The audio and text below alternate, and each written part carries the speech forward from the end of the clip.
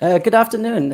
I hope you're all good. It's a shame that we can't kind of meet in person, but yeah, this is a very good substitute. So this is my first talk ever. So expect the worst, and so you won't be disappointed. So welcome to my talk. Okay. So my talk is how to use music to learn languages. Okay. So my name is David Mark Evans, but I use my second name, Mark. So I'm originally from Wales, hence the accent, and I've been teaching English for around 14 years. So I started as a primary school teacher in South Korea before moving here to Spain. I've been living here in Spain for about 13 years, and I've taught at language schools, at a pilot school, so now I talk for, I teach for the online platform italki, but my real passion is music. I was lucky enough to work as local crew, which is kind of like a roadie, but without all the traveling. So in this job, I was able to look inside the industry and even meet some of the bands. That was amazing to meet some of these bands, but and I was also to get some souvenirs. So I got guitar plectrums, some drumsticks, and some posters, which you can see behind me. So overall, it was an incredible experience. And even at a young age, I've surrounded myself with music. I used to listen to music on my old school Walkman, which was, it was like a brick. It's this huge thing. And I'd have to record the music from cassettes, so onto cassettes, because there was always a top 40 countdown every Sunday in the UK. But nowadays, music is everywhere, and it's so easy to access. But can we use music to learn a language? Well, first.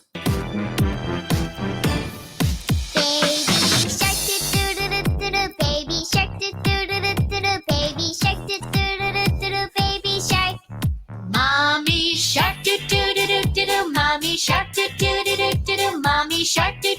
do do. Mommy shark. Okay. I'm really sorry for doing that. And I know if I played like another 100 songs, you won't be able to get that lovely song out of your heads. And that's my point, really. So I have two daughters, and my youngest, who is now 3.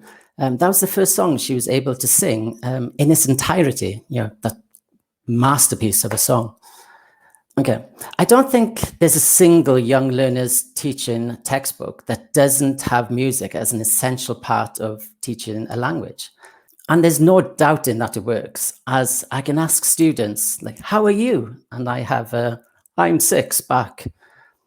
But if I start singing one part of a song, they can repeat it all word for word. So first, they might only have the tune in their head, but after a couple of repetitions, they're able to replicate all the words, and the pronunciation, the intonation is also pretty accurate too. And once it's in your head, it's kind of there forever. I still remember songs that I had to teach when I was teaching at this primary school in South Korea, which was over 13 years ago. I was born and bred in Wales. And although I was exposed to the language, English is, so I was exposed to Welsh, but English is my dominant language. There's a lot of Welsh vocabulary and grammar, especially mutations. I hate mutations as Welsh, it's so difficult. But there's a lot of that I can't really remember, but I can still remember nursery rhymes. For example, there's one Welsh nursery rhyme which goes, Mi welais jacado, and nesydd ar bren tro, het ben i'r gwen, a dwy cos bren, ho ho ho ho ho ho. Okay, so this translates as, I saw a jackdaw sitting on a roof, a white hat on his head and 2 wooden legs. Ho ho ho ho ho ho. Okay, I know the words aren't going to help me with my day-to-day speaking in Welsh, but even after many years, I can still remember it. And I'm sure all of you can remember the alphabet song, no? So I found that old nursery rhymes, I was taught at school, or maybe just sitting on my mamgi's lap. Mamgi means grandmother in Welsh. These nursery rhymes, even though I hadn't, heard or, sang them for many years, as soon as I had my first child, all of a sudden these like nursery rhymes came flooding back into my head, and in their entirety, and in both languages, in English and in Welsh. So once these songs are in your head, they have that ability to stay there for many years. So 30% of the population of Wales speak Welsh. But I'm sure almost everyone in Wales can sing a national anthem, Mae'n hen gwlad fy nhadau. And once you start the Welsh singing, there's just no stopping them at all. The national anthem was taught to us at school. But before every international rugby match or football match, you will hear like 80,000 people, Welsh speakers or non-Welsh speakers, singing it clearly and in unison. Music is very much connected to culture, and a national anthem really demonstrates this. Singing an anthem can bring a nation together, or in some cases can actually separate them. So in South Africa, which was a country divided by racial lines, there were two anthems. So Die Stem, which was the preferred national anthem of the white population, whereas Nkosi Sigali Africa, which was more closely tied to the black population. So yeah, I'm really sorry for my pronunciation and any pronunciation in this talk for that matter. But it was only until Nelson Mandela announced that both languages would share the honours as the national anthem. And then in 1997, these anthems were melted together and incorporated the 5 main languages. So you had Khoisa, Zulu, Sesotho, Afrikaans, and English. And so it was only then that South Africa had one unifying anthem. I particularly love the South African anthem, as well as the French and the Italian one, actually. So like I said, I'm a massive rugby fan, and so I have the opportunity to hear these anthems often. And every time I hear them, they stir such emotion in me. And I'm not even from those countries. So in my life, I've been lucky enough to travel a little and experience some cultures through music. Not simply the traditional songs, but also modern songs too. As music is an expression of an artist's mood, feeling, that is going to be deep rooted in their culture. So to go back to my original question, can we learn a language through music? Well, yes and no. There are many benefits of using music to learn a language, but is it really going to help you pass the IELTS or one of the Cambridge exams? Okay, maybe not, probably not, to be honest. So how can we use music to learn a language? I think the first reason why music is so good is because it's an excellent tool to learn pronunciation, which I'm struggling with at the moment. So when singing, artists focus on reproducing sounds and tone, so their accent is less pronounced as when they speak. I'm often surprised to hear an artist speak in an interview because I've never noticed their accent in a song before. Adele is a prime example. Hello, it's me. I was wondering if after all these years you'd like to me to go over everything. They say the time's supposed to heal you, but I ain't done much healing. When we hear her lyrics, they're so clear. But if you ever actually heard in an interview, to give an interview, she has this thick London accent, but you don't notice them in the songs. So let me just share with you one of her interviews. I did an advert that started here in the UK, and it was during a program called X Factor that we have. And it just came on, and it was just like a black screen with white writing, just with the lyrics of a bit of the first verse of Hello. And then it ended with 3 dots as in to be continued. And I was watching it. I like X Factor, so we were watching it. And So you can hear accent so much more easily when you're speaking normally, but in the songs, you can't really hear them. And due to the repetitive nature of music, the pronunciation of vocabulary or expressions are also much more easily sent into our memories. Just think of the number of songs where you can sing the chorus or at least the hook, which is the perfect name for the part of the song which sticks in your head. So this hook allows us to repeat multiple times the same line or lines in a song. I've recently spent a few classes trying to teach a young learner the future simple tense of will. But it was only after I said the line, "and I'll tell you," that he was able to repeat the lines, "Oh, I'll tell you about it when I see you again, when I see you again." So it's from a song by American rapper Wiz Khalifa. So even though I spent a few classes teaching him the grammar, it was a song that reinforced this tense into his head. It's been a long day without you, my friend, and I'll tell you all about it when I see you again. We've come a long way from where we began. Oh, I'll tell you all about it when I see you again. So due to the fact that my student must have had this song just running around in his head, it helped him with his pronunciation. That was the clearest pronunciation I'd ever heard from him. So he was able to copy this native pronunciation, and he replicated it perfectly. So Wiz Khalifa, and more precisely the singer Charlie Puth, they did more in one song than I could do in 4 classes. So one artist who helped me a lot with my Spanish was Manao Chao.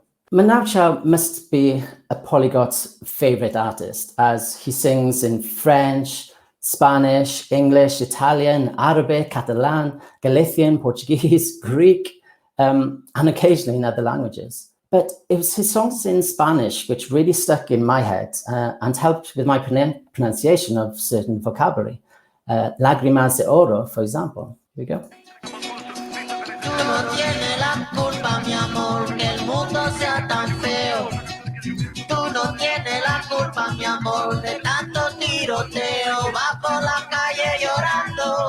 Lágrima de oro, va por la calle brotando. Lágrima de oro.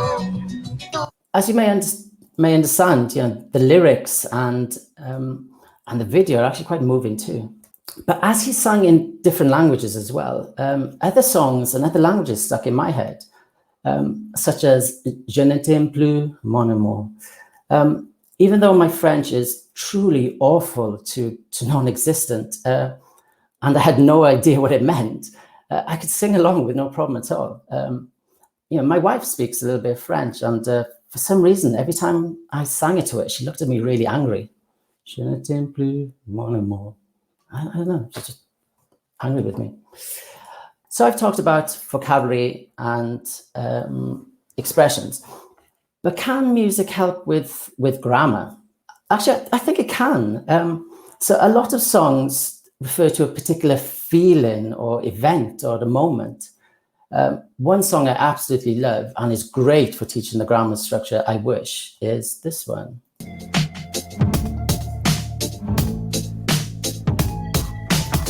I wish I found some better sounds no one's ever heard. I wish I had a better voice that sang some better words. I wish I found some chords in an order that is new. I wish I didn't have to rhyme every time I sang. I was told when I get older all my fears would shrink, but now I'm insecure and I care what people think. As you can hear, he uses this form over and over again. And if you love the song as much as I do, you spend the whole day rapping along, and so in turn you're repeating the same grammar structure. There's also another song by Beverly Knight, and it's called Shoulda, Woulda, Coulda. So I'm just going to play that for you now.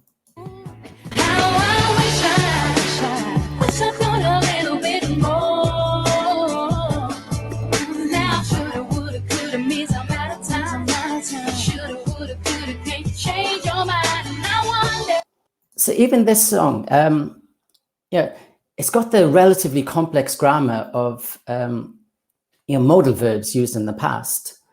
Okay, but it also teaches the slang contraction of should have, like shoulda, as well as the expression shoulda, woulda, coulda. So, which if you don't use, is used when the speaker is replying to someone who is expressing regret for not taking up an opportunity to do something. So, yeah, I should have done it, I would have done it. So you just say, yeah, I should, woulda, coulda. So there's grammar being reinforced, there's a slang contraction and a natural expression too.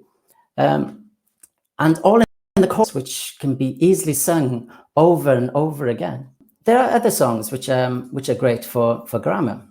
So we had Stress Out, the first one with I Wish, which I love that song. But yeah, we also had like Better Be Nice, Shoulda, Woulda, Coulda. Adele is great as well because she uses some present simple and some past simple tenses. There's also the White Stripes, We're Going to Be Friends. And this is great as it's in present simple and uses school vocabulary. So if you're an English teacher, it's great to use in class. There's also this amazing video by Deepan. It's the Deaf Professional Arts Network, who performed this song with sign language. So I'm just going to share this with you now.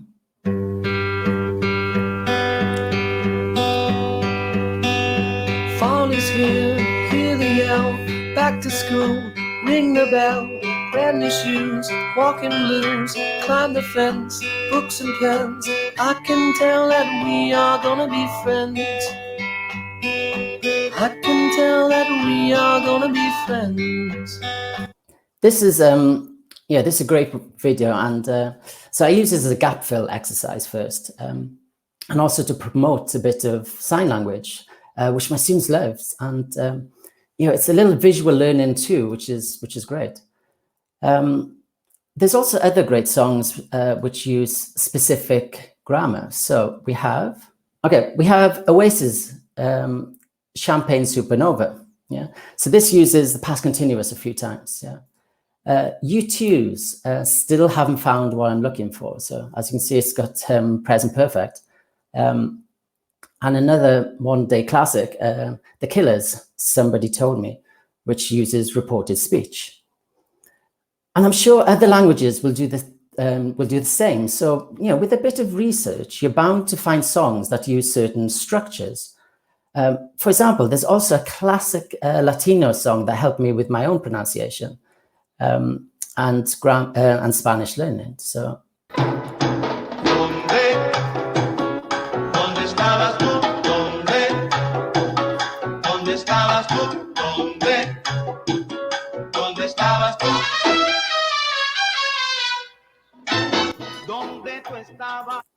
Yeah, I love that song. But yeah, that song was kind of stuck in my head for so long. But it really helped me with the past verb conjunction. And due to the repetitiveness of the chorus, it really helped to get into my head. So in turn, the grammar was stuck in there too. So from hearing that song onwards, I was able to remember the imperfect form in Spanish. Music is also a fantastic way to learn slang, or just some natural expressions. So many artists will use modern slang or expressions which you're not going to find studying from traditional textbooks. However, I believe if you want to benefit more from music or listen to music, look up the lyrics online and try to figure out the meanings and, more importantly, what they're singing. So I remember when I was in South Korea, and so one of my students wanted to perform a rendition of the wonderful Beatles song, Let It Be. So he sat down at the piano and beautifully played the first few bars of the song. And then he started singing, A, B, A, B, A, B, A, B. So instead of let it be, let it be. So I'm not sure if he thought it was some sort of alphabet song or something. So here lies one of the issues with some songs, that some of the lyrics are not so clear. So for example, listen to one of my favorite bands. They're called Kings of Leon. So this is a pretty good example. Don't take my face, girl. Don't think you go louder. The beat like the morning. Left all of me. I'll be pressed down my high heel. your cherry lipstick. Look out your window, I'm on your street. So yeah, as you can hear, some of those lyrics are actually pretty difficult to understand. You know, I'm as a native speaker, yeah, I hear something about a daughter. That's all I could make out. So yes, look up the actual lyrics to find out what they're saying. Also, some of the lyrics can be like a slang or a colloquialism. So you'll have to find out where the band are from. And so, for example, a Scottish or Northern English band will use vastly different vocabulary to a deep Southern American band. One example is Nottingham's Jake Buggs. So he has a song called Two Fingers. So I'm just going to share that one with you now. So I hold 2 fingers up to yesterday, light a cigarette and smoke it all away. I got out of line, but I'm here to stay. In this song, you may have heard it started off with the lyrics, so I hold 2 fingers up to yesterday. So now, in America, putting up 2 fingers may simply mean peace. Yeah. However, in the UK, if you kind of reverse this gesture, it means something very different. So yeah, putting up 2 fingers is a way to say kind of go away, but in a kind of a bit more vulgar manner. So I live in Andalusia, which is in the south of Spain, and the Andalusians or Andaluces are renowned for their use of slang or for eating their words, as they say. So a song by Los Delincuentes, A la Luz del Lorenzo, is a prime example of this. So let me just share this with you. Todo el mundo va en el cuento de yo me lo pago, yo me lo invento y me parece cosa de carajote. Cosa de carajote y por eso he decidido yo quitarme la amiga del bigote. Y a la luz de Lorenzo yo desayuno a lo fresco una tosta con mermelada. So yeah, in that song we had a few colloquialisms such as carajote, which means like a fool or an idiot, or canijo, which here is used as kind of like mate in like English. And there's also an example of where Andalusians eat words, as there's a line that goes un tostada con mermelada, yeah, which should be pronounced as, you know, una tostada con mermelada. So even Spain's biggest hit, well, it has to be one of their biggest hits, Macarena by Los Del Rios. This actually has this type of colloquialism. So. Hala tu cuerpo, alegría, Macarena, que tu cuerpo es para dar la alegría y cosa buena. Hala tu cuerpo, alegría, Macarena, Macarena. Hala tu cuerpo, alegría, Macarena, que tu cuerpo es para dar la alegría y cosa buena. Hala tu cuerpo, alegría, Macarena, Macarena. So I'm sure there's a few of you dancing with that. Like, I don't know the dance, but yeah, the band are from Seville in Andalusia, and one of the lines goes, que tu cuerpo es para darle alegría y cosa buena. So padale is another example when Andalusians speak by cutting or eating letters and words. So as it should be, you know, para date. Para dale. Actually, my favorite sentence is when Andalusians say they're going to see their mum. So, you know, voy a la casa de mi madre, or voy a mamá, as they say here. So you've also got to bear in mind that, so yeah, with some songs, you've got to be careful of cool slang. So in the 90s, for example, we had words like, you know, wicked or fat, spelled P-H-A-T. But nowadays, they're known as like sick or epic. So, and actually, to be honest, I'm 30-something. So there's probably going to be slang nowadays that I have no idea what it means.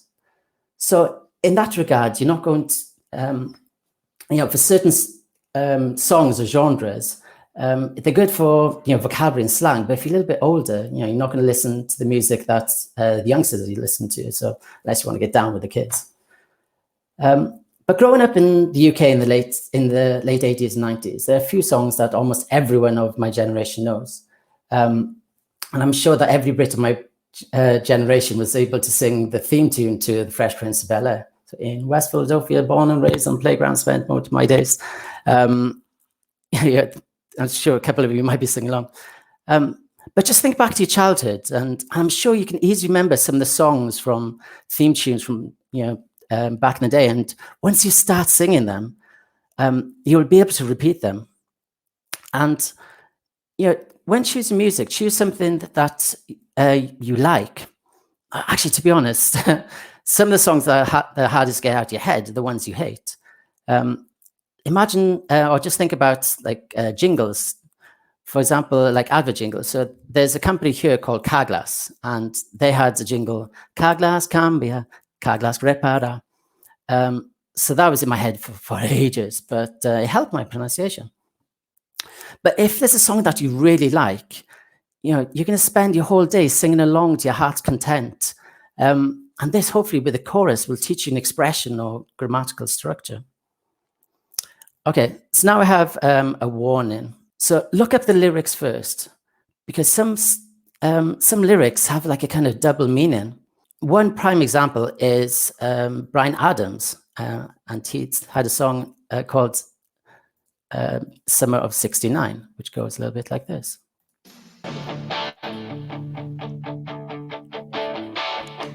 I got my first real 6-string, bought it at the 5 and dime, played it till my fingers bled. Was the summer of '69. So it's an absolute classic, this song. And it was thought to be like a sweet, nostalgic song about the summer of '69. But Bryan Adams, who would have been 9 years old at the time, he actually revealed that, yes, '69 is not to do with the year, more kind of, it had more of a sexual nature. So you've got to be really careful, yeah. And also there's some songs that have kind of like drug references, yeah. So international megastar Ed Sheeran, he has a song called The A-Team. And this was about when he was 18, he sang in a homeless center, and the song is about women struggling with Class A drugs. So it goes a little bit like this, to see if you can remember. White lips, pale face, breathing in snowflakes, burnt lungs, sour taste. Lights gone, days end, struggling to pay rent, long nights, strange men. They say she's in the Class A team. Okay, so we had some lyrics there about breathing in snowflakes, and she's in the Class A team. So it's about like smoking cocaine and doing Class A drugs. So yeah, make sure that if you're going to, especially in a class environment, check out the lyrics first, because you need to know what they actually mean, because they might have these kind of double meanings. Here I am talking about the benefits of music, but do I actually have any evidence? Well, I have kind of 2 case studies in the form of my daughters. So look at them, they're so cool, cooler than me. Like I said, I surround myself with music, so it means my daughters are exposed to music too. And I haven't realized how many of my songs have quite expletive lyrics. So yeah, I find myself running into the living room to stop a song because it's got like a swear word or something. But I've noticed that my eldest daughter, who speaks English and Spanish, and I'm also introducing a bit of Welsh, but as she develops the languages, of course, she makes some mistakes. Irregular past simple verbs, things like that. But when it comes to music, she's able to sing the whole chorus to a number of songs. And it's not as if I play the same songs over and over again, because with YouTube, Spotify, and my ridiculous CD collection, or my third child, as I call it, I listen to a huge variety of music. But music does that.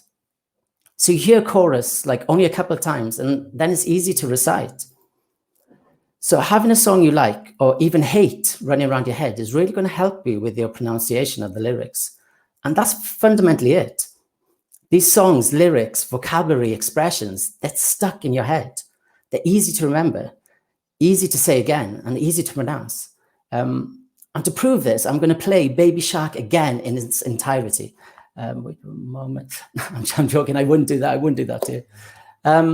Well, that's it. Well, I hope you enjoyed the talk, and I'm open to any questions that you may have. Wow, there's quite a few questions here. I hope I can answer a couple of them. Does using music to learn tonal languages make it easier to make mistakes in pronunciation? I wouldn't really know, because to be honest, when you hear a song, you're hearing a native sing in their own language.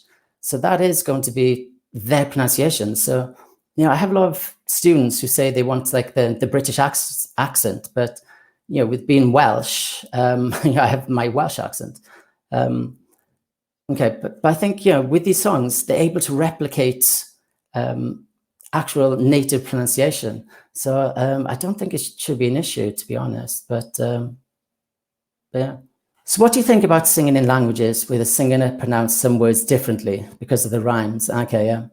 And then when they speak that language, isn't it confusing for the students? Yeah, a lot of songs, you might hear the intonation going up and down, or the tones going up and down.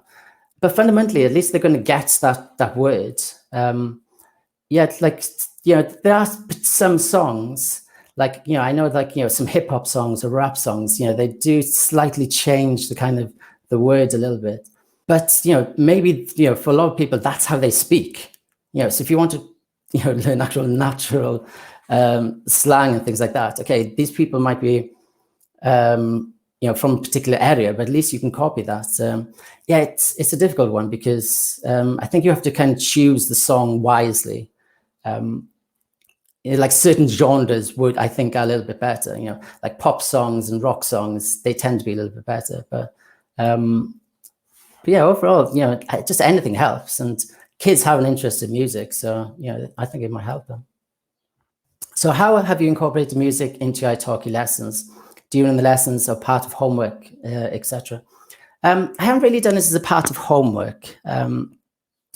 But yeah, during the lessons, there's lots of things, even very simple things of parts of the body is, prime example.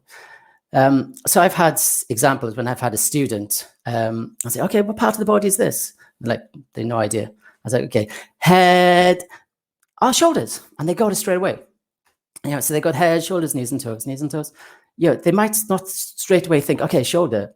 But with this song, they can, they remember it so much quicker. What I've done with a lot of, with music is kind of gap fills. So I might send the student, all the lyrics, and they have, certain gaps. So you can do two things. You can either guess what it might mean, because there are some songs, from context, you can guess what the word might be, or just give a list. So like a multiple choice, you'd have 4 different pronunciations of a word. One's obviously correct, and see if they can hear which one is the correct word. I've also, you can get some lyrics, but mix them up a little bit. So you can do this in, in a class environment by cutting a piece of paper, old school. Or what you can do is just, put something on the screen, have a list, but, mix up the lyrics.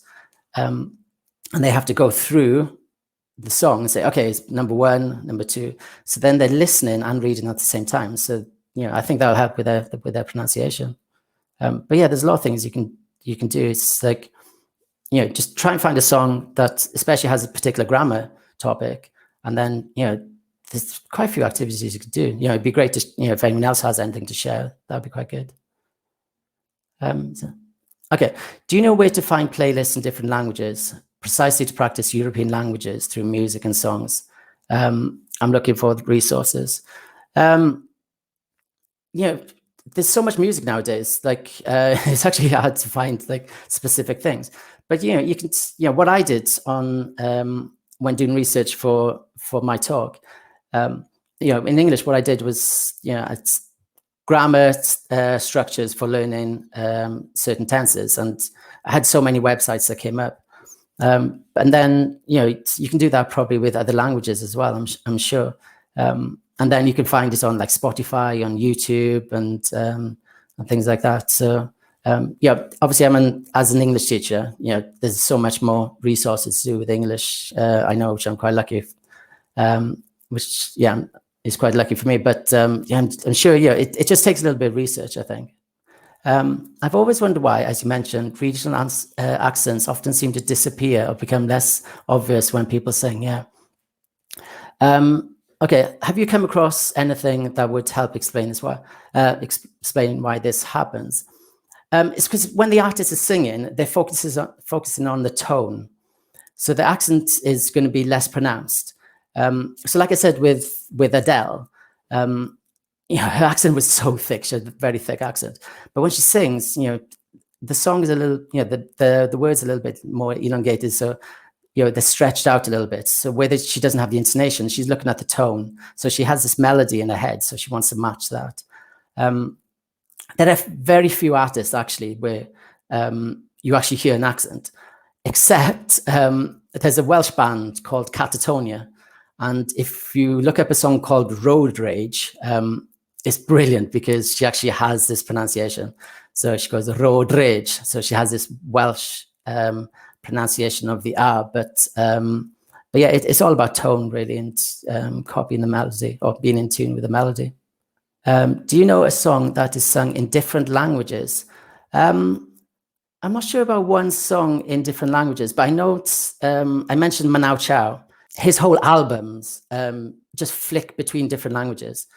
There was one song called Je ne t'aime plus, mon amour. This one, but actually, the reason that stuck in my head more was because the song previously is about a monkey. Actually, it's a bit strange song. But first it was sung in English, but then the same melody was used in French, and so that's why the French part stuck in my head. One song with multiple languages, I've not heard that so much because, a lot of song art, a lot of artists, they just mainly sing in their own language. So, like as a polyglot, maybe there are, some singers, but the only one I've known is Manao Chao. So, do you think language learning in school should incorporate more music in the way of teaching, not only in kindergarten? This is a difficult one. I think when you're very young kids, they love singing, they love dancing, they love going up. But the problem is once you get to, like 10-year-olds, like music's embarrassing, they don't want to sing, they don't want to dance. So that, and they get, they're quite shy at that point, or they don't want to sing in front of their friends. So, it would be great if it could be. But I think because of the way some students are, I don't think they'd appreciate as much. That's why I've always done things like, gap fills and things.